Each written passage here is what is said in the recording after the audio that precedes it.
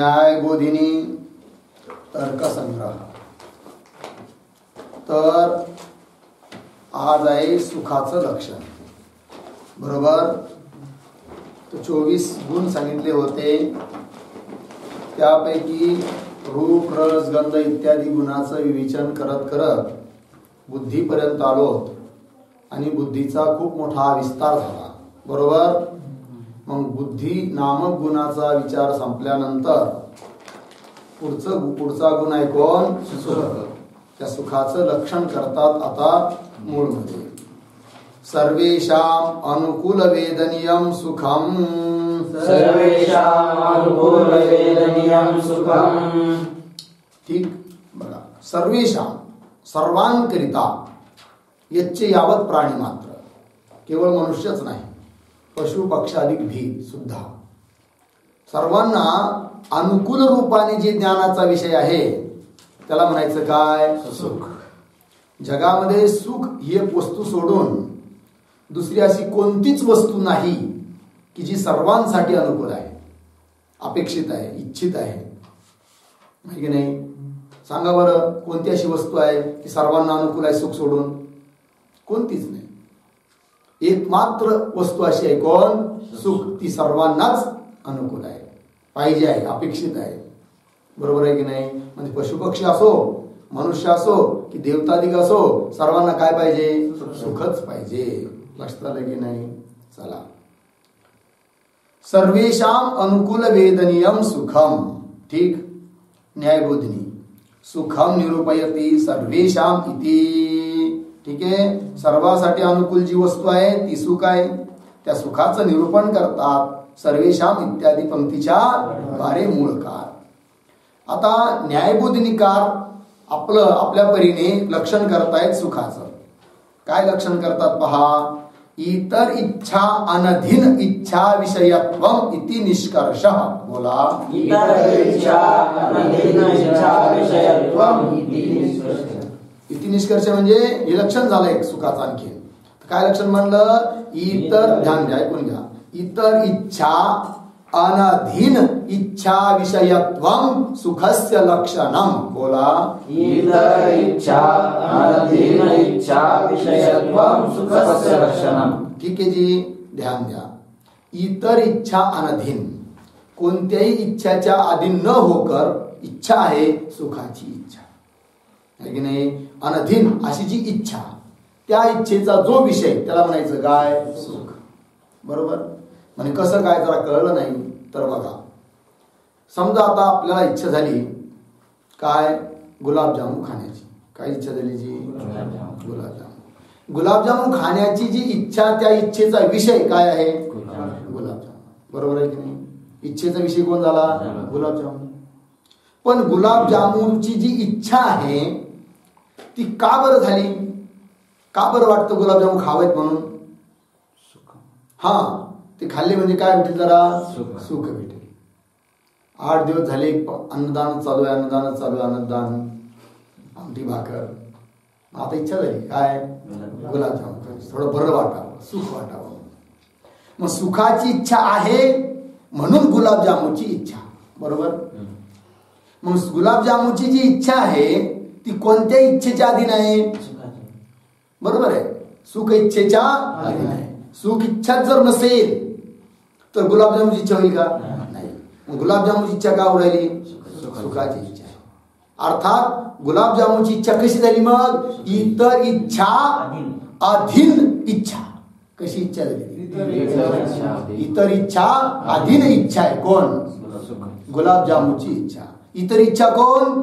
सुख इच्छा. त्या इच्छेच्या अधीन, त्या इच्छेपासून जन्य आहे ती इच्छा आहे म्हणून ही इच्छा आहे की नाही? इतर इच्छेच्या सुखाची जी इच्छा, त्या इच्छेच्या अधीन इच्छा कोण? गुलाबजामुनची इच्छा. आणि त्या गुलाबजामुनची जी इच्छा आहे त्या इच्छेचा विषय कोण? गुलाबजामुन. गुलाबजामुनची इच्छा घट आहे की नाही? गुलाबजामुनची इच्छा आहे, त्या इच्छेचा विषय कोण? गुलाबजामुन. आता गुलाबजामुन याच्यावर सुखाचं लक्षण जाईल का? नाही जाणार. का बरं? इच्छेचा विषय गुलाबजामुन आहेत का? आहे. पण गुलाबजामुन ज्या इच्छेचा विषय आहे ती इच्छा इतर इच्छेच्या अधीन आहे. लक्षात आलं की नाही? गुलाबजामुनची इच्छा कशी आहे? इतर इच्छा अधीन इच्छेचा विषय आहे. आपल्याला काय पाहिजे? इतर इच्छेच्या अनधीन इच्छेचा विषय. कळलं की नाही? इतर इच्छेच्या अनधीन. आता सांगा तुम्हाला, आहे की नाही, आणखी एक उदाहरण घ्या वाटल्यास, आहे की नाही, पैशाची इच्छा झाली, पैसे प्राप्त व्हावे, आहे की नाही, खूप दिवस झाले कंगाल बँकेचा मॅनेजर राहून राहून आता जरा बोर झालं आणि म्हणून काय वाटायला लागलं, आता जरा 2-5 हजार रुपये खिशात असावे. पैशाची काय झाली? इच्छा. पण जर आणखीन थोडा विचार केला तर ती पैशाची इच्छा तरी कशासाठी बरं? अहो तुम्हाला कशाला पैसे पाहिजे? अहो म्हणे असं काय म्हणता राव, आता बाजार आला जवळ, कोणता आडतचा, जरा जाता येईल तिथं, भजी बिजी खाता येईल, पण पैसेच नाहीये. कळलं की नाही? पैसे कशासाठी पाहिजे? भजे खाण्यासाठी, सुखासाठी थोडी. कशासाठी? भजे कशासाठी? ते सुखासाठी, ते भाग निराळा. कळलं की नाही? तर भज्याची इच्छा आहे म्हणून पैशाची इच्छा. तर पैशाची इच्छा कशी झाली? मग इतर इच्छेच्या अधीन झाली. आणि त्या पैशाची जी इच्छा, त्या इच्छेचा विषय कोण आहे? पैसा. पैशाला सुख म्हणता येईल का? नाही. का बरं? पैसा इच्छेचा विषय नाही का? आहे. पण ज्या इच्छेचा विषय पैसा आहे ती इच्छा कशी आहे? इतर इच्छेच्या अधीन आहे. म्हणून पैशाला सुख म्हणता येत नाही. लक्षात आलं की नाही? पण आता सांगा, सुखाची इच्छा झाली, सुख भेटावं. सुखाची इच्छा का बरं? कोणती अशी इच्छा आहे अजून की तिच्यासाठी तुम्हाला सुखाची इच्छा होऊ राहिली? असं काही सांगता येईल का? जसं पैशाची इच्छा का बरं? भज्याची इच्छा आहे म्हणून. गुलाबजामुनची इच्छा का बरं? सुखाची इच्छा आहे म्हणून. पण सुखाची समजा आता इच्छा झाली तर ती इच्छा का? कोणती इच्छा आहे म्हणून सुखाची इच्छा झाली? कोणतीच नाही. मग इतर इच्छेच्या अनधीन सुखाची इच्छा आहे का इतर इच्छेच्या अधीन सुखाची इच्छा आहे? इतर इच्छेच्या अनधीन सुखाची इच्छा आहे. आणि त्या सुखाची जी इच्छा, त्या सुखाची इच्छेचा विषय कोण आहे? लक्षण बनलं. लक्षण केलं सुखावर. काय लक्षण केलं? इतर इच्छा अनधीन इच्छा विषयत्वम सुखस्य लक्षणम. बोला. इतर इच्छा अनधीन इच्छा विषयत्वम सुखस्य लक्षणम. ठीक. इतर इच्छा अनधीन इच्छेचा जो विषय आहे त्याला म्हणायचं काय? समन्वय कळला की नाही? आता चला पुस्तक. इतर इच्छा अनधीन इच्छा विषयत्वम सुखस्य लक्षणम इति निष्कर्ष. हे निष्कर्षात्मक लक्षण झालं. ठीक आहे जी. पुढे चला. यथाश्रुते घट अनुकूल इत्याकारक ज्ञान दशायाम अनुकूलत्व प्रकारक ज्ञान विशेषत्वस्य घटादो अपि सत्वात् घटादो अतिव्याप्ति इति निष्कृष्ट लक्षणम उक्तम. आता न्यायबुद्धीने कारणा विचारूया की म्हणे का हो मूळ कारणे जर लक्षण केलंच होतं कशाचं? सुखाचं. काय लक्षण केलं? सर्वेषाम अनुकूल वेदनीय. जर लक्षण केलंच होतं तर पुन्हा तुम्ही लक्षण का केलं? निष्कृष्ट लक्षण का केलं? आहे की नाही? त्याचं कारण काय? तर उत्तर देतात न्यायबोधिनिका. म्हणजे असं जर आम्ही निष्कृष्ट म्हणजे कसं? परिशुद्ध, आहे की नाही, पर्यवसित, तात्पर्यात्मक असं जे लक्षण केलेलं आहे. लक्षात आलं की नाही? असं लक्षण जर केलं नसतं तर अतिव्याप्ती झाली असती. कोणत्या लक्षणाची? यथाश्रुत लक्षण. यथाश्रुत लक्षण म्हणजे काय? जसं मूळमध्ये आहे तसंच जर लक्षण ठेवलं, त्याच्यातून सार म्हणून निष्कर्षात्मक लक्षण केलं नाही तर काय होईल? म्हणजे कसं काय अतिव्याप्ती होईल? कुठं अतिव्याप्ती होईल सांगा. म्हणजे लक्षण काय मूळचं? सर्वेषाम अनुकूल वेदनीय सुखम. सर्वासाठी जे अनुकूल रूपाने आहेत, आहे की नाही? तो उदाहरण देत आहेत. यथाश्रुते घट अनुकूल इत्याकारक ज्ञान दशायाम. असं ज्ञान झालं. आता उन्हाळा चालू झाला आणि ज्ञान झालं काय? घट अनुकूल. बोला जी, कोणतं ज्ञान? घट अनुकूल. ध्यान द्या. कोण अनुकूल आहे? घट. घटाच्या ठिकाणी काय भासू राहिलं? अनुकूलत्व. म्हणजेच अनुकूलता, अनुकूलत्व. तर प्रकार कोण झाला? अनुकूलत्व. आणि विशेष्य कोण आहे? घट. मग हे ज्ञान कसं झालं? अनुकूलता प्रकारक घट विशेषक ज्ञान झालं. काय जी? अनुकूलता प्रकारक घट विशेषक ज्ञान झालं. असं जे ज्ञान आहे त्या ज्ञानाचा विषय कोण? घट. घट अनुकूल या ज्ञानाचा विषय कोण आहे? घट. मग अनुकूलांनी अनुकूलत्व प्रकार घट विशेषता घटा ठिकाणी गेली, म्हणजेच अनुकूल घटही वाटला आहे की नाही. आणि म्हणून लक्षण केलंय कशाचं? सुखाचं. गेलं कुठे? घटावर. काय झाली? अतिव्याप्ती झाली. अनुकूल वाटला की नाही घट? घट काय? घट अनुकूल. घट माझ्याकरिता आता अनुकूल आहे, अशा ज्ञानाचा विषय घटही झाला. आणि म्हणून लक्षण केलंय सुखाचं. गेलं कुठं? घटावर. घट म्हणजे सुख आहे का? नाही. पण लक्षण गेलं ना, म्हणजे काय झाली? मग अतिव्याप्ती झाली. बरोबर. ती अतिव्याप्ती होऊ नये म्हणून आम्ही लक्षण केलं. काय? इतर इच्छा अनधीन इच्छा विषय. आता घटावर अतिव्याप्ती होईल का? नाही. का बरं? घटाची इच्छा कशी आहे? इतर इच्छा अधीन इच्छा आहे का इतर इच्छेच्या अनधीन इच्छेचा विषय घट आहे? इतर इच्छेच्या अधीन इच्छेचा विषय घट आहे. म्हणून आता सुखाचं लक्ष तिथे जाणार नाही, कारण आपल्याला कसा पाहिजे होता? इतर इच्छा अनधीन इच्छेचा विषय पाहिजे होता, तसा घट नाही आहे. कळलं? पंक्ती पहा. यथा श्रुते घट अनुकूल इत्याकारक ज्ञान दशायाम, म्हणजे अशा पद्धतीचं ज्ञान होतं तेव्हा. अनुकूलत्व प्रकारक, अनुकूलता काय? त्याच्या प्रकार. प्रकारक ज्ञान असं जे ज्ञान. कसं ज्ञान? अनुकूलता प्रकारक ज्ञान. आणि त्या ज्ञानाचा विशेष कोण? घट. तेच दिलंय. अनुकूलत्व प्रकार. अनुकूलत्व घ्या, अनुकूलता एकच आहे. अनुकूलत्व प्रकारक ज्ञान विशेषत्वस्य घटादौ अपि सत्वात्. ज्ञानाचा विशेष कोण आहे? घट. घटादौ अपि सत्वात् घटादौ अतिव्याप्ती. घटा ठिकाणी काय झालं? लक्षण अतिव्याप्ती. इति अशी अतिव्याप्ती झाली आहे म्हणून आम्ही काय लक्षण केलं? निष्कृष्ट लक्षणम. कळली पंक्ती? चला पुढे. सुखेच्छा अधीन भोजनादौ अतिव्याप्ती वारणाय इतर इच्छा अनधीन इति इच्छा विशेषणम. ठीक आहे जी. जे लक्षण केलंय न्यायबोधिनीकारांनी, काय लक्षण केलंय सुखाचं? बोला.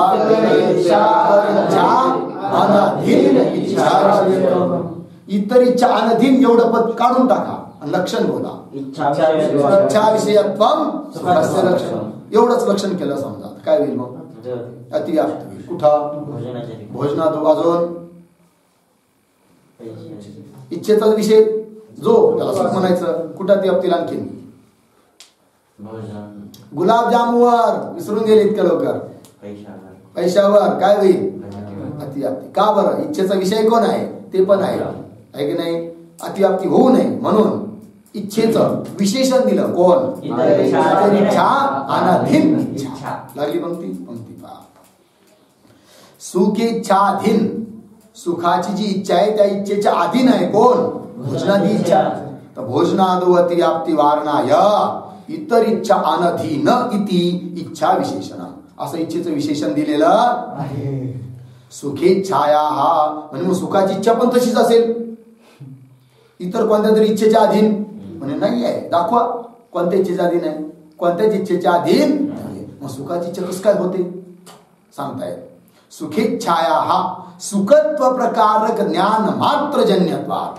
सुखाची जी इच्छा उत्पन्न होते ना, ती दुसऱ्या कोणत्या तरी इच्छेमुळे उत्पन्न होत नाही. मग सुखत्व प्रकारक ज्ञान आहे की नाही? सुखत्व आहे प्रकार ज्याच्यामध्ये असं जे ज्ञान. मला सुख पाहिजे. कळलं की नाही? आहे की नाही? सुखत्व प्रकारक ज्ञान त्याच्यापासूनच उत्पन्न होते. फक्त काय? सुखाची इच्छा. काल सुखाचा अनुभव घेतला थोडासा, आज त्या सुखाच्या अनुभवावरून पुन्हा काय झाली? सुखाची इच्छा झाली. आहे की नाही? मग सुखत्व प्रकार ज्ञानानेच फक्त उत्पन्न होते. कोण? सुखाची इच्छा. इतर इच्छेच्या अधीन नाहीये. बघा. सुखेच्छाया सुखत्व प्रकारक ज्ञान मात्र जन्यत्वा. ज्ञानापासून ती जन्य आहे, इतर इच्छेपासून ती जन्य नाही. म्हणून आता अतिव्याप्ती कुठंच होणार नाही. लक्षण बनलं कशाचं? काय लक्षण बनलं? बोला. इतर इच्छा अनधीन इच्छा विषयत्वम सुखस्य लक्षणम. कळलं? चला पुढे. आता दुःख. प्रतिकूल वेदनीयम दुःखम. प्रतिकूल वेदनीयम दुःखम. आहे की नाही? सर्वांकरिता जे प्रतिकूल वाटतं त्याला म्हणायचं दुःख. जगात एकच अशी एक वस्तू आहे की ती सर्वांसाठी प्रतिकूल आहे. दुःख. सर्वांनाच प्रतिकूल आहे, कुणालाच नको आहे की नाही. तुम्ही एका पेटीत दुःख भरलं समजा आणि ते घेऊन गेले, कुणाकडेही घेऊन जा, गरीब श्रीमंत, स्त्री पुरुष, लहान मोठा, पशु पक्षी देवता, कुणाकडे जरी घेऊन गेलं, अहो एवढं घ्या ना जरा, तुमच्याकडे राहू द्या, ठेवा म्हणून, काय दुःख कोणीही घेणार नाही, कारण ते सर्वांनाच काय आहे, प्रतिकूल आहे. दुःखाला सोडून जगात अशी कोणतीच वस्तू नाही की जी सर्वांसाठी प्रतिकूल आहे. प्रतिकूल असेल पण सर्वांसाठी प्रतिकूल नाही. म्हणजे कसं काय, कोणाला वाटतं सर्प इथे येऊन खेळावा आमच्यामध्ये, प्रतिकूल आहे की नाही सर्प? अहो तुम्हाला प्रतिकूल आहे, पण गारुड्याला प्रतिकूल आहे का? नाही आहे. त्याला उलट काय वाटतं, असावा वाटतं. कोण? सर्प. सर्पिणीला प्रतिकूल आहे का सर्प? नाही आहे. काय मग? अनुकूल आहे. मग सर्वांसाठी प्रतिकूल झाला का? नाही झाला ना. पण दुःख मात्र सर्वांसाठीच काय आहे, प्रतिकूल आहे. चला, प्रतिकूल वेदनीयम दुःखम मिळाली पंक्ती बा. ठीक आहे बा. दुःखम निरूपयती प्रतिकूल इति, दुःखाचं निरूपण करत आहे प्रतिकूल इत्यादी पंक्तीच्या द्वारे. अत्रापि म्हणजे इथं सुद्धा तसं निष्कर्षात्मक लक्षण होईल म्हणे. कसं? इतर द्वेषानधीन द्वेष विषयत्वम इति निष्कृष्ट लक्षणम. दुःखाचं काय लक्षण म्हणलं? इतर द्वेषानधीन द्वेष विषयत्वम दुःखस्य लक्षणम. बोला. इतर द्वेषानधीन द्वेष विषयत्वम दुःखस्य लक्षण. बस तसंच आहे, काहीच अवघड नाहीये. ध्यान द्या, आहे की नाही. समजा उदाहरणार्थ आपण द्वेष करतो, सर्पाचा द्वेष करतो की नाही? सर्पाचा द्वेष का बरं करतो? सर्प जर चावला तर दुःख होईल, कळलं की नाही? दुःखाविषयी द्वेष आहे म्हणून त्या दुःखाचं साधन जो सर्प त्याच्याविषयी द्वेष आहे. मग सर्पाचा जो द्वेष आहे तो कसा आहे? इतर द्वेषाच्या अधीन द्वेष आहे. त्या द्वेषाचा विषय सर्प आहे. म्हणून सर्प म्हणजे दुःख नाही, कारण दुःखाचं लक्षण तिथे जात नाही. द्वेषाचा विषय आहे कोण? सर्प. पण कोणत्या द्वेषाचा विषय आहे? इतर द्वेषाच्या अधीन द्वेषाचा विषय आहे. आपल्याला कसा पाहिजे? इतर द्वेषाच्या अनधीन द्वेषाचा विषय पाहिजे. कोण? जो त्याला म्हणतो आम्ही दुःख. लक्षात आलं की नाही? वाद कळली? आता सांगा, दुःख, दुःखाविषयी द्वेष आहे की नाही? सर्वांनाच द्वेष आहे, नको वाटतं ना दुःख. जर द्वेष नसता तर काय? सर्वांनी जसं सुखाची इच्छा करतात सारे लोक, तशी दुःखाची पण इच्छा केली पण करतात कोणी? काय म्हणतात? देवाप्पा तुला नारळ फोडीन पण माझं दुःख जाऊ दे. का बरं? दुःखाविषयी काय आहे? द्वेष. पण दुःखाविषयी जो द्वेष आहे तो का आहे बरं?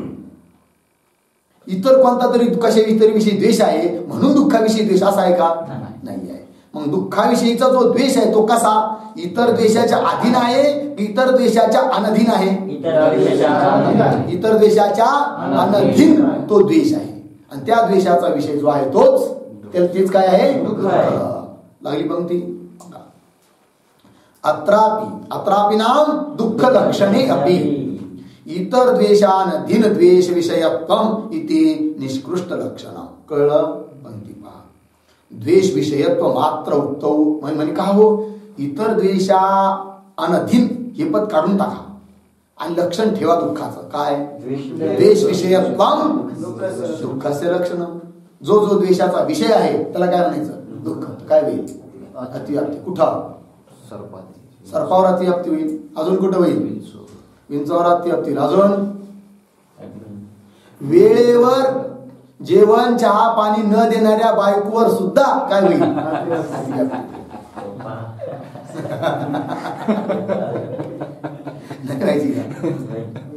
ती पण द्वेषाचा विषय होईल का नाही? देतच नाही वेळेवर. याला भूक लागायची 8 वाजता, ती जेवण देते 12 वाजता. काय का म्हणजे चला जी, लक्षात आलं ना? हा, द्वेष विषयत्व मात्र उक्त म्हणजे एवढंच जर लक्षण केलं तर काय लक्षण? द्वेष विषयत्व दुःखस्य लक्षणम. एवढंच लक्षण केलं तर द्वेष विषयत्व मात्र उक्त हो सर्पादौ अतिव्याप्ती. सर्पाधिकार काय होईल? का बरं? तत्रापि सर्पादौ अपि द्वेष विषयत्व सत्वात. द्वेषाचा विषय सर्पगी आहे सत्वात. अतः तत्र अतिव्याप्ती वारणाय म्हणून त्या सर्पाधिकावर लक्षणाची अतिव्याप्ती होऊ नये म्हणून विशेषण दिलं. कोणतं? इतर द्वेषानधीन इति द्वेष विशेषण लागलं जी. इतर द्वेषानधीन द्वेषाचा विषय पाहिजे. चला, सर्पजन्य दुःखाधो द्वेषात. आता सर्पाविषयी द्वेष काय बरं?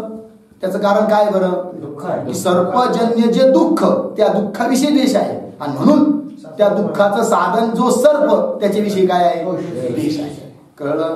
चला, सर्पजन्य दुःखाधो द्वेषात. द्वेष असल्यामुळे सर्प्यापि द्वेष इति सर्पद्वेषस्य. म्हणून सर्पाचा द्वेष कसा आहे? सर्पजन्य दुःख द्वेषजन्यत्वात्. आहे की नाही? सर्पाचा द्वेष कसा आहे जी? इतर द्वेष म्हणजे कोण? सर्पजन्य जे दुःख त्या दुःखाविषयी द्वेष आहे म्हणून सर्पाविषयी काय? द्वेष. पंक्ती पहा. सर्पद्वेषस्य. सापडलं की नाही? सर्पद्वेषस्य सर्पजन्य दुःख. सर्पजन्य काय आहे? दुःख. आणि त्या दुःखाविषयी काय आहे? द्वेष. तर सर्पजन्य दुःख द्वेष. सर्पजन्य जे दुःख त्या दुःखाविषयी द्वेष असल्यामुळे त्या द्वेषामुळे उत्पन्न झाला द्वेष. कोणता? सर्पाविषयीचा द्वेष. सर्पजन्य दुःख द्वेषजन्यत्वात् अन्य द्वेषाधीन. अन्य द्वेष आहे की नाही? अन्य द्वेष अजन्य द्वेष विषयत्व रूप दुःख लक्षणस्य सर्पाधौ नातिव्याप्ती. आहे की नाही? ध्यान द्यायची. काय लक्षण केलं आहे दुःखाचं?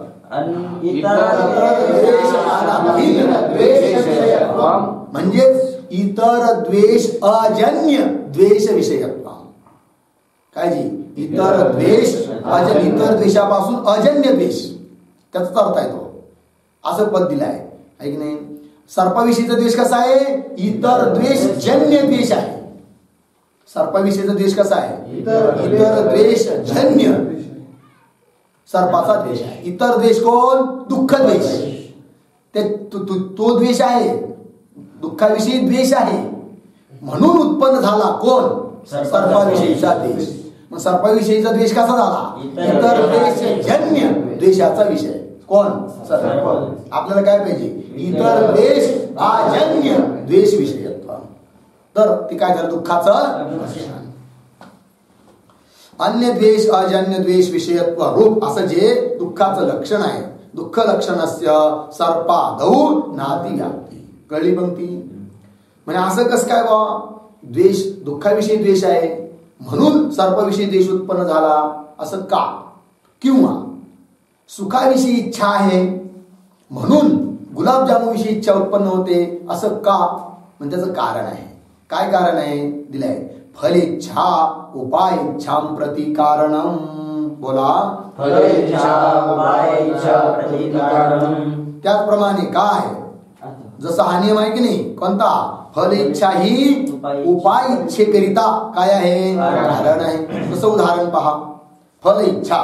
फलेच्छा सुखाची इच्छा आहे की नाही? आणि म्हणून सुखाची इच्छा आहे म्हणून त्या सुखाचा जो उपाय त्याची काय होते? इच्छा. गुलाबजामुची इच्छा. कशी इच्छा झाली गुलाबजामुची इच्छा? ही फलिच्छा. फलिच्छा ती कारण आहे. कशाकरिता? उपायाची इच्छा उत्पन्न होण्याकरिता. उपायाविषयी इच्छा का उत्पन्न होते? फलाविषयी इच्छा आहे म्हणून. लक्षात आलं? तसंच जसा हा नियम आहे ना तसंच द्वेष पण दोन प्रकारचा. उपाय द्वेष, फल द्वेष. काय जी? उपाय द्वेष, फल द्वेष. मग त्यापैकी एक कार्य आहे एक कारण आहे. तर कोण कार्य आहे कोण कारण आहे बरं? उपाय द्वेष याच्याकरिता कारण आहे फलाचा द्वेष.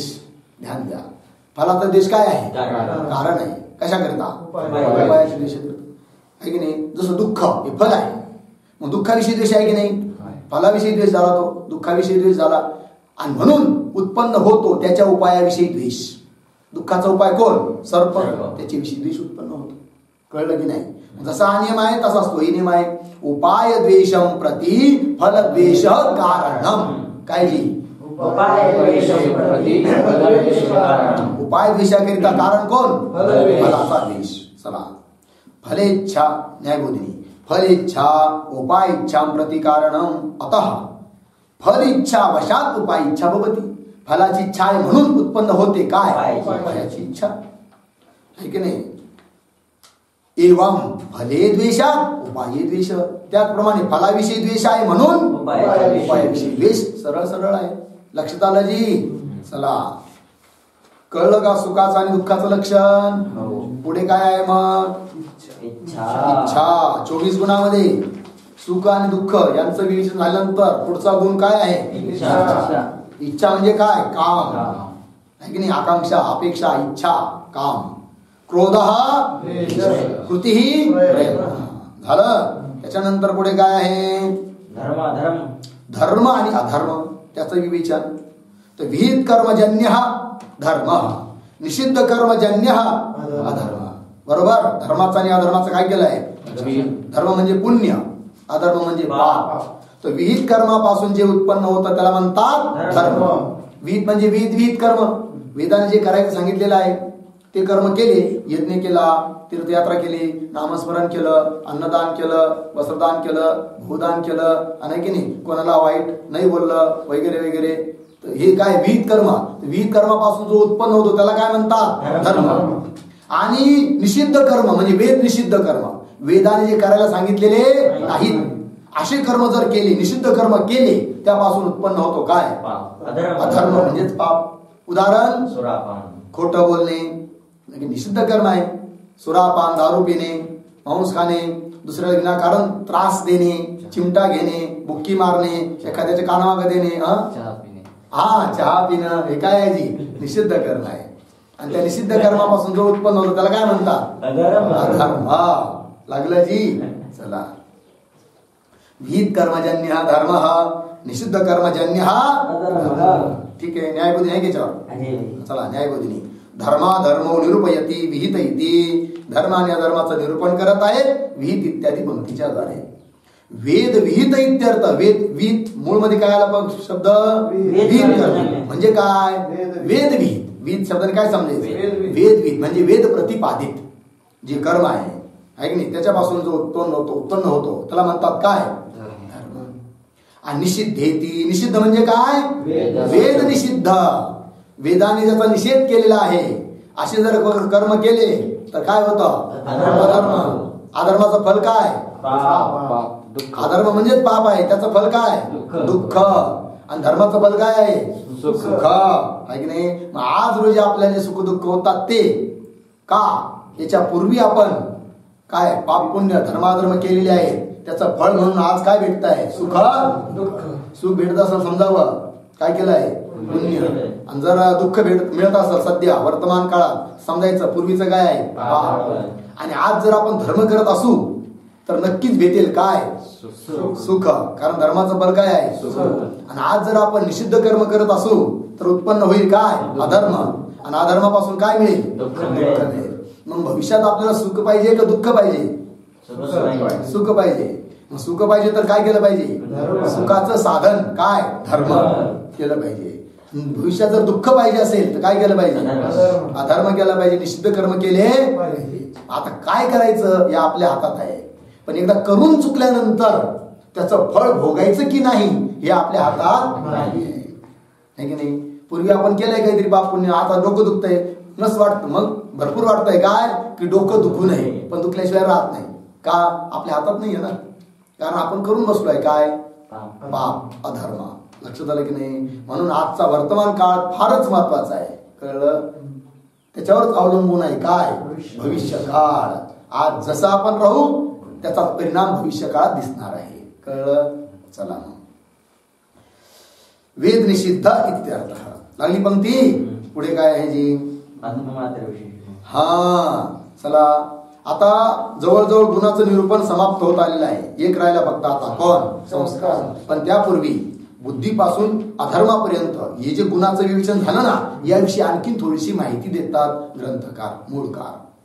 बुद्ध्यादय अष्टौ आत्ममात्र विशेष गुणाः.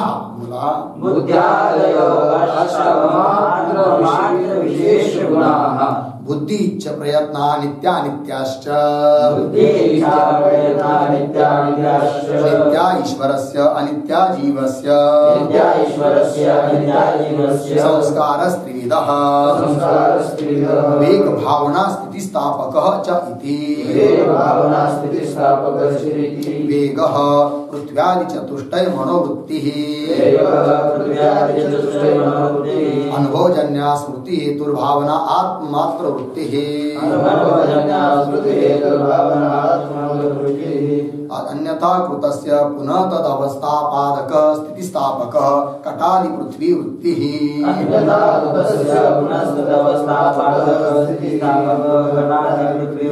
इति गुणाः। ठीक बघा, बुद्ध्यादय अष्टौ ध्यान द्यायची. बुद्ध्यादी 8, बुद्धीपासून मोजायचे किती 8. कोण कोण? बुद्धी, सुख, दुःख, इच्छा, द्वेष, प्रयत्न, धर्म, अधर्म. किती झाले 8. हे 8 आहे ना आत्ममात्र विशेष गुण. हे आत्म्याचेच काय आहेत? विशेष गुण आहेत. आणि इतर ठिकाणी हे नाही राहत. कळलं? कोण कोण? बुद्धी, सुख, दुःख, इच्छा, द्वेष, प्रयत्न, धर्म आणि नाही. एक मतानुसार हे सारे गुण कोणाचे आहेत? आत्म्याचे आहेत. वेदांत मतामध्ये आत्म्याचा एकही गुण नाही. आत्मा कसा आहे? गुण रहित. हे सारे गुण कोणाचे आहेत? अंतःकरणाचे आहेत किंवा बुद्धीचे आहेत. आत्म्याचे नाहीत. कोणाच्या मतात?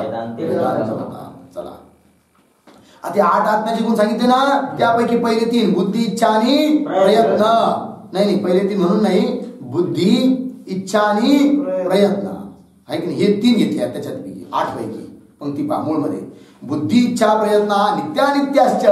बुद्धी, इच्छा आणि प्रयत्न हे नित्य पण आहेत, अनित्य पण आहेत. नित्य गुणाचे, अनित्य गुणाचे, ईश्वराचे.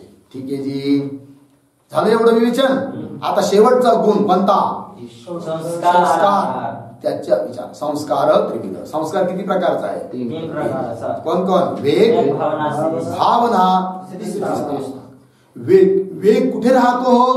तर पृथ्व्यादी चतुष्टय मनोवृत्ती. पृथ्व्यादी 4 आणि मन एवढ्या ठिकाणी राहतो. कोण? वेग. किती ठिकाणी राहतो? 5. पृथ्व्यादी 4 कोण कोण? पृथ्वी, जल, तेज, वायू. ही 4 झाले. आणि मन एवढ्या ठिकाणी राहतो. कोण? वेग. त्याच्यानंतर आहे कोण? भावना. तर भावनेचं लक्षण करतात अनुभवजन्य स्मृती हेतुर भावना. तिला म्हणतात भावना की जी अनुभवापासून उत्पन्न होते. स्मृतीला काय? त्याचं नाव काय? भावना नावाचे संस्कार अंतःकरणामध्ये राहतात. आहे की नाही. यांच्या मतात आत्म्याच्या ठिकाणी राहतात. कळलं की नाही? कसे? ध्यान द्या. समजा एखाद्या गोष्टीचा अनुभव घेतला ना. काय अनुभव घेतला? गुलाबजामू खाल्ले, किलोभर खाल्ले. अनुभव घेतला, गोड लागले, बरं वाटलं. बरोबर. 15 दिवस झाले. त्याच्यानंतर आडासला गेला आणि हॉटेलमध्ये काचेतून दिसले काय? गुलाबजामू दिसले. बरोबर आहे की नाही? स्मरण झालं. अरे आठवतं का तुला काय मागच्या द्वादशी नाही का किती गुलाबजाम खाल्ले होते आपण? स्मरण झालं. काय झाली? स्मृती. स्मृती का झाली बरं? अनुभव घेतला होता म्हणून स्मृती झाली. बरोबर. पण अनुभव तो 15 दिवसापूर्वी घेतला होता. तो अनुभव राहिला का आता? तो तीच नष्ट झाला. पण त्या अनुभवापासून संस्कार उत्पन्न झाले. त्याला भावना म्हणतात. सूक्ष्म संस्कार ते अंतःकरणात होते. आणि आता त्या संस्काराचा उद्बोधक भेटला तर सदृश पदार्थ पाहायला भेटला. संस्कार जागृत झाले आणि काय झाली? स्मृती झाली. आहे की नाही? अनुभव ते संस्कार अनुभवच नसता घेतला तर ते संस्कार उत्पन्न झाले असते का? नाही.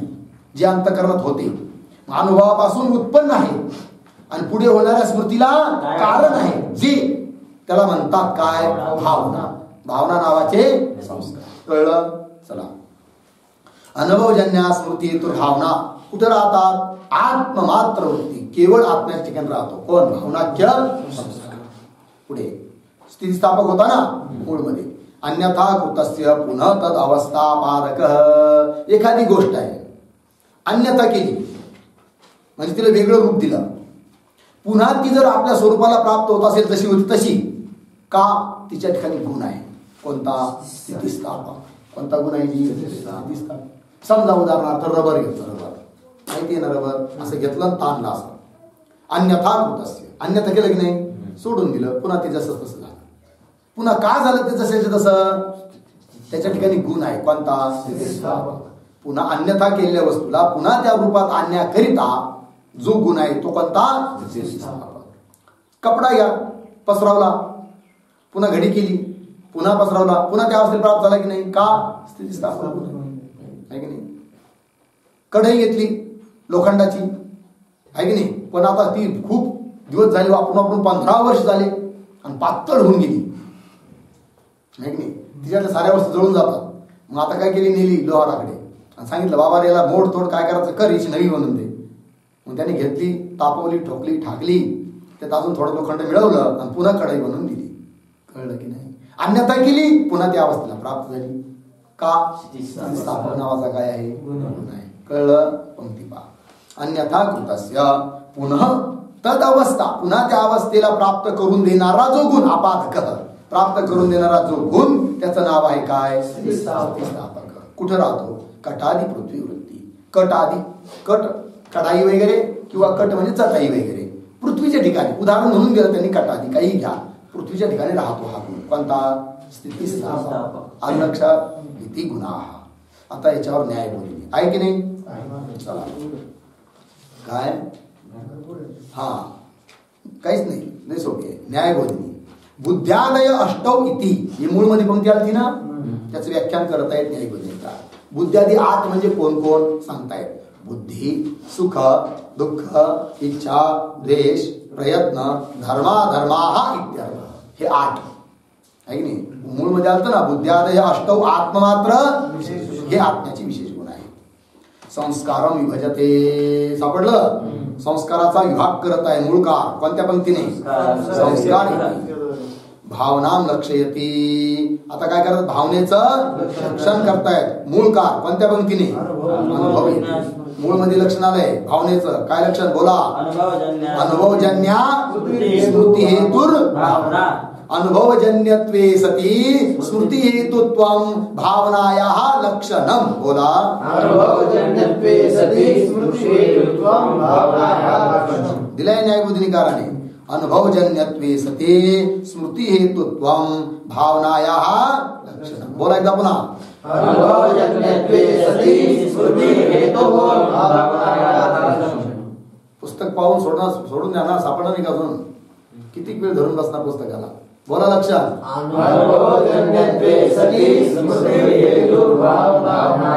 आता लक्षण केलं न्यायबोधिनीमध्ये ते बोलायचं. अनुभवजन्यत्वे सती स्मृती हेतुत्वं भावनायाः लक्षणं. बोला. अनुभवजन्यत्वे सती स्मृती हेतुत्वं भावनायाः लक्षणं. कळलं? अर्थ कळला? अनुभवापासून जन्य असावं, स्मृतीला कारण असावं, त्याला काय म्हणतात? लक्षण समन्वय केलाय आपण अगोदरच. बरोबर. समजा आता लक्षणामधून विशेषण पद काढलं, सतीपर्यंतच काय काढलं? अनुभवजन्यत्वे सती हे पद काढलं. ध्यान द्या. तर लक्षण काय राहील? हेतुत्वं भावना. स्मृतीला जे कारण आहे त्याला काय म्हणतात? भावना. बरोबर. लक्षण केलंय कशाचं? कशाचं केलं लक्षण? भावनेचं. कशाचं लक्षण केलं आहे? भावनेचं. पण त्याची काय होईल? म्हणजे कुठं अतिव्याप्ती होईल? लक्षण काय? बोला. स्मृती हेतुत्वं आहे की नाही? ध्यान द्या. अनुभवापासून संस्कार, संस्कारापासून स्मृती, हा क्रम आहे. सर्वात काय असतो अगोदर? अनुभव. त्याच्यापासून काय उत्पन्न होतात? भावना, भावनाख्य संस्कार, त्याच्यानंतर तर स्मृतीला कारण भावना आहे की नाही? बरोबर. जसं स्मृतीला कारण भावना आहे तसं परंपरेने स्मृतीला कारण अनुभव आहे की नाही? आहे. लक्षात. आणि लक्षण काय केलं? फक्त तुम्ही स्मृती हेतुत्वं भावना लक्षण. म्हणजे काय? स्मृतीला जे कारण आहे त्याला म्हणायचं. तर स्मृतीला कारण भावना आहे ना, भावनेवर लक्षण जाईल. पण जसं भावनेवर लक्षण जाईल तसं अनुभवावर जाईल. कारण स्मृतीला कारण अनुभव पण लक्षण केलं. भावनेचं चाललं कुठे? अनुभवावर. काय झाली? झाली नाही. ती अतिव्याप्ती होऊ नये म्हणून कोणतं पद दिलं? अनुभवजन्य असं पद दिलं. आता अतिव्याप्ती होईल का? कारण अनुभवापासून जन्य नाहीये. मग लक्षात काय म्हणतात? भावनायाः लक्षणम. लक्षात आलं? बरं, म्हणजे मी एक काम करा, काय अनुभवजन्यत्वम एवढंच लक्षण करा. बोला अनुभवजन्यत्वम भावनायाः लक्षणम. हा, काय काय अनुभवजन्यत्वम भावनायाः लक्षणम. अनुभवजन्यत्वम भावनायाः लक्षणम. अनुभवापासून जो जन्य आहे त्याला काय म्हणायचं? भावना. काय होईल बरं? अतिव्याप्ती. कुठे? अनुभवाच्या ध्वंसावर. घटाचा ध्वंस घटापासून उत्पन्न आहे की नाही? पटाचा ध्वंस पटापासून उत्पन्न आहे की नाही? तसं अनुभवाचा ध्वंस सुद्धा अनुभवापासून उत्पन्न आहे की नाही? मग अनुभवापासून जो जन्य त्याला जर तुम्ही म्हणत असाल काय भावना, तर लक्षण करत आहात कशाचं? भावनाचं. जाईल कुठं? ध्वंसावर. म्हणजे काय झाली? ती अतिव्याप्ती होऊ नये म्हणून कोणतं पद? स्मृती येतो. अनुभवाचा ध्वंस अनुभवापासून जन्य तर आहे, पण स्मृतीला कारण नाही, म्हणून आता अतिव्याप्ती होणार नाही. लक्षण म्हणलं काय? लक्षण म्हणलं बोला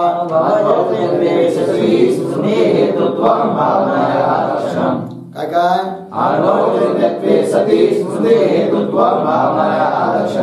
ध्यान द्या. अजून एक गोष्ट, जेवढं काही ज्ञान होतं ना त्या साऱ्या ज्ञानाला कारण आहे आत्ममनाचा संयोग. कोण कारण आहे जी? नैयायिकाच्या प्रक्रियेनुसार सर्वात अगोदर आत्म्याचा मनाचा संयोग होतो. बरोबर? आत्मसंयुक्त जे मन त्या मनाचा त्या इंद्रियाबरोबर संयोग होतो. जसं चक्षुने ज्ञान जर व्हायचं असेल ना तर अगोदर आत्ममनाचा संयोग, नंतर त्या आत्मसंयुक्त मनाचा चक्षु बरोबर संयोग, आणि मग चक्षुचा घटाबरोबर संयोग, तर पुढं काय होतं? घटाचं ज्ञान होतं. मग कोणतंही ज्ञान असू द्या, स्मृती ज्ञान असू द्या, घट ज्ञान असू द्या, पट ज्ञान असू द्या, मठ ज्ञान असू द्या, साऱ्याच ज्ञानाकरिता सर्वात अगोदर कारण कोण? आत्ममनाचा संयोग. साऱ्याच कार्यासाठी नाही म्हणून राहिलो, ज्ञान संपूर्ण ज्ञानासाठी कारण कोण आहे? आत्ममनाचा संयोग. स्मृती हे सुद्धा काय आहे? ज्ञानच आहे. बरोबर आहे ना? समजा भावनेच्या लक्षणातून पहिलं पद काढलं कोणतं? अनुभवजन्यत्वासाठी. लक्षण काय राहील? स्मृती येतो. तर स्मृती येतो तो एवढंच जर लक्षण केलं कशाचं? भावनेचं, तर अतिव्याप्ती अगोदर दाखवली कुठं? अनुभवावर. बरोबर आहे? अनुभवावर बी अतिव्याप्ती होईल. आणखीन कुठं अतिव्याप्ती होईल बरं? आत्ममनाच्या संयोगावर. कारण स्मृतीसाठी कारण आत्ममनाचा संयोग आहे की नाही? कारण साऱ्याच ज्ञानासाठी कारण आहे. स्मृती बी एक ज्ञान आहे, त्याच्यासाठी बी कारण आहे कोण? आत्ममनाचा संयोग. लक्षण केलं कशाचं? भावनेचं. चाललं कुठे? आत्ममनाच्या संयोगावर. काय झाली? अतिव्याप्ती. ती अतिव्याप्ती होऊ नये म्हणून कोणतं पद दिलं? अनुभवजन्यत्वे. असं पद दिलं. असं पद दिलं तर आता अतिव्याप्ती होणार नाही. कुठं? आत्ममनाच्या संयोगावर. का बरं? आत्ममनाचा संयोग भले स्मृतीला कारण आहे, पण तो अनुभवापासून जन्य नाही, म्हणून आता अतिव्याप्ती होणार नाही. लक्षात येऊ राहिलं की नाही? पंक्ती पाहता पुस्तकात.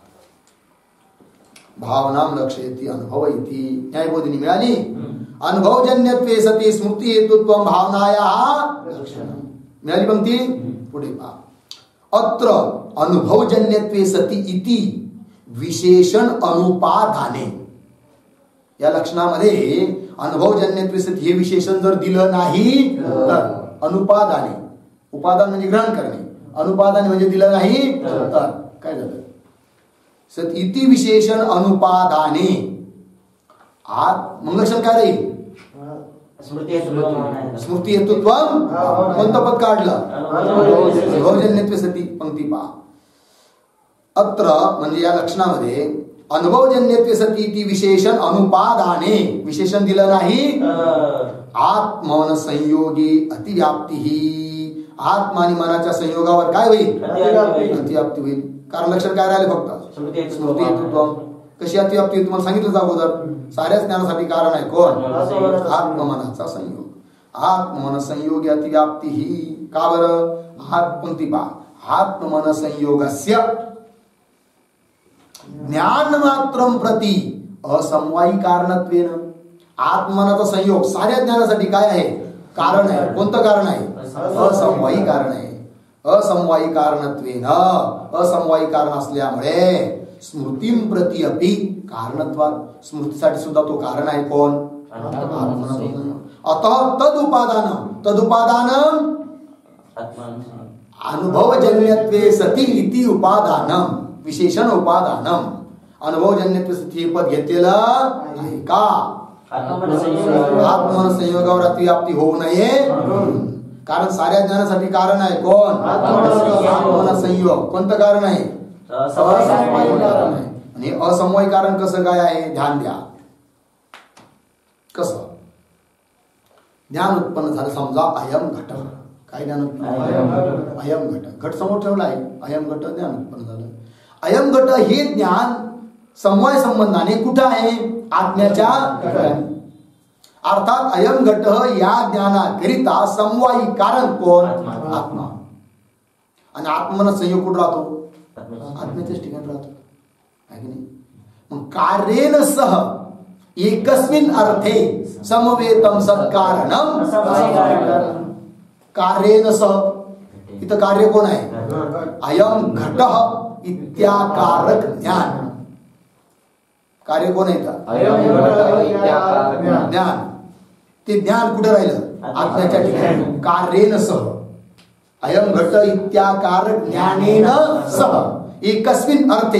एकस्मिन अर्थे आत्मनी. आत्मारूप अर्थाच्या ठिकाणी आत्म्याच्या ठिकाणी.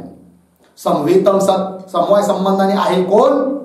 आत्ममनाचा संयोग. संयोग गुण आहे. गुणगुणीचा समवाय असतो. मग संवेत आहे की नाही आत्म्याच्या ठिकाणी कोण? आत्मनाचा संवेतम सत समवाय संबंधाने राहत असून कारण आहे कोण?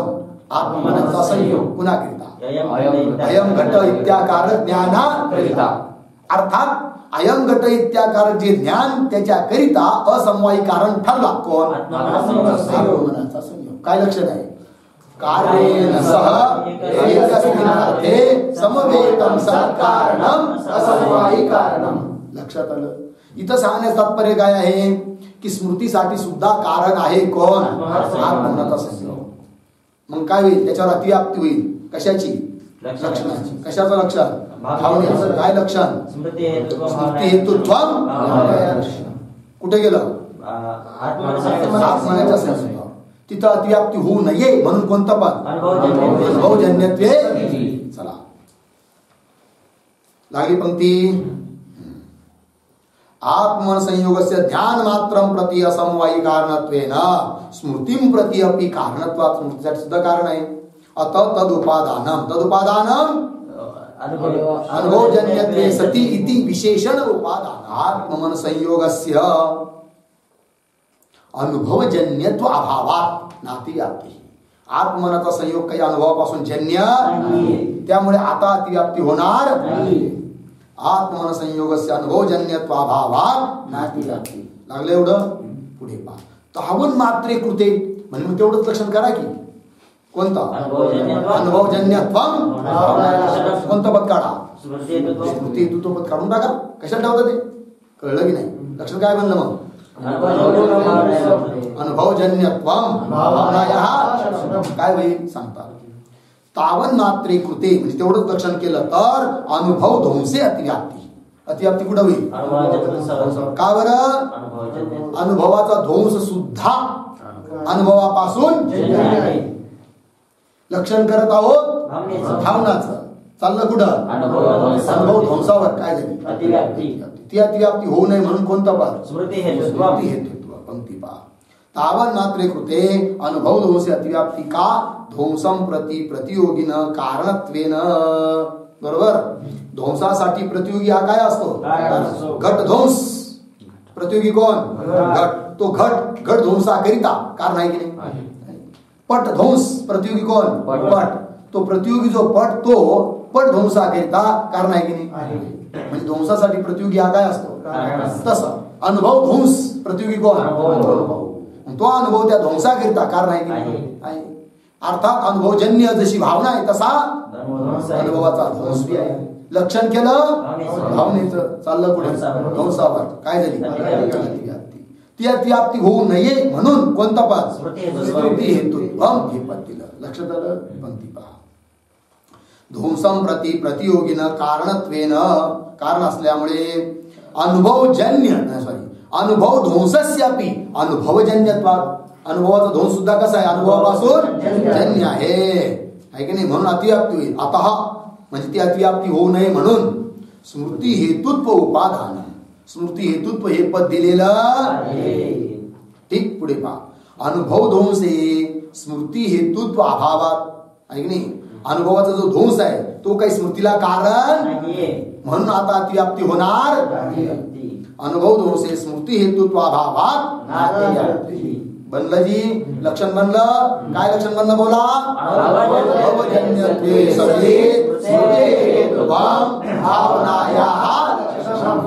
कळलं. पुढे काय पुस्तकात ननु त्याचा विचार आपण चिंतन करा. थोडा शास्त्रार्थ आहे, सोपा आहे, उद्या घेऊ. ओम पूर्णमदः पूर्णमिदं पूर्णमुदच्यते पूर्णस्य पूर्णमादाय पूर्णमेवावशिष्यते. ओम शांति शांति.